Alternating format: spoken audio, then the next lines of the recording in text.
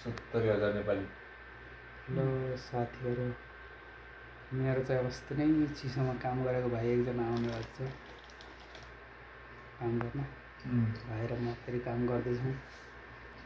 भाइ चाहिँ उहाँ हाम्रो मनिष श्रेष्ठ भाइ चिसोमा काम गरेर आएको त होइन, स्टुडेन्ट भाइ हुनुहुन्छ उहाँ चाहिँ।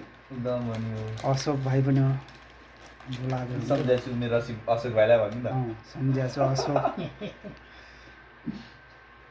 अनि उहाँ फेरि के जाति अरे त्यो सिजनेबल भिसामा आउनुभएको, उहाँको भिडियो चाहिँ मैले बनाइसकेको छु। अब त्यो विभिन्न किसिमको भिसावाला मान्छेहरू, तर सबैभन्दा एउटा राम्रो थरी थरी भिसामध्ये राम्रो भिसा चाहिँ मलाई त अहिले त यस त्यो जीवन भिसा लागेको छ यार। एप्लाई गर्नु के तपाईँले? जीवन भिसा चाहिँ दामी लागेको छ यार भाइ। ट्राई गर्नु के? त्यो काले हेरे बनायो त होइन हामीसँग पहिला काम गर्नेले। जीवन भिसा भएपछि अब भिसा पनि भइहाल्यो, त्यो भाषा सिक्नु पनि परेन होइन। त्यसपछि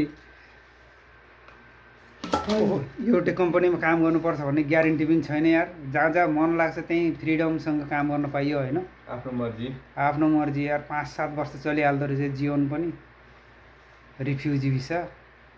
हुन त अब इन्डिया, नेपाल, बङ्गलादेश, पाकिस्तान सबैले जीवन भिसा अप्लाई गरिरहेछन्। अब त्यहाँ रिफ्युजी शरणार्थी त छैनन् भन्ने कुरा यहाँको सरकारले पनि थाहै छन् त। तर पनि यहाँ कामदारको कमी छ त।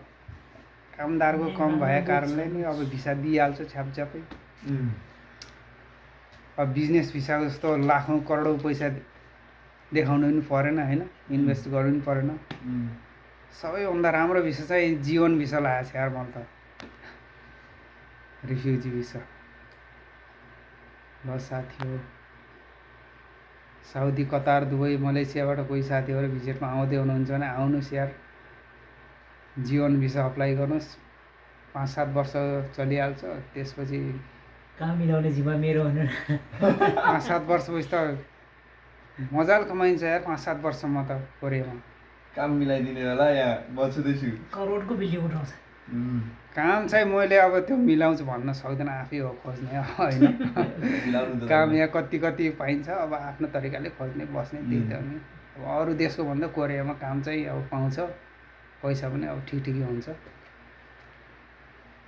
यस्तै हो काम चाहिँ। अब म आउने बेलै म पनि बङ्गुर फार्ममा काम गरेको भाइ, 5-7 महिना।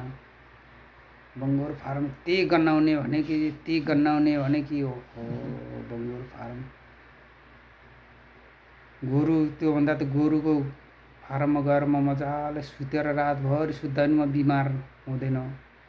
बङ्गुर फार्ममा गयो भने त मलाई त त्यहीँ ढलेर चक्कर लाग्ने हुन्छ यार। ल यार साथीहरू, यस्तै छ जिन्दगी कोरियामा आउने मान्छेहरूको लागि।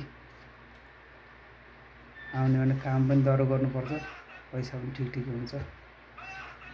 थ्याङ्क यू यार, बाई बाई।